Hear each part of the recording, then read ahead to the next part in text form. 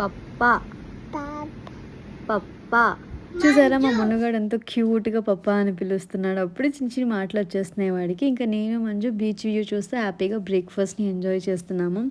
So పిల్లలతో ఎప్పుడు బిజీగా ఉండే మాకు అసలు మా ఇద్దరికి టైమే దొరకదు. బట్ ఇలా టైం స్పెండ్ చేయడం చాలా హ్యాపీ అనిపించింది. ఇంకా పిల్లలతో స్వింగ్ మీద అలా కూర్చొని ఎంజాయ్ చేసాము.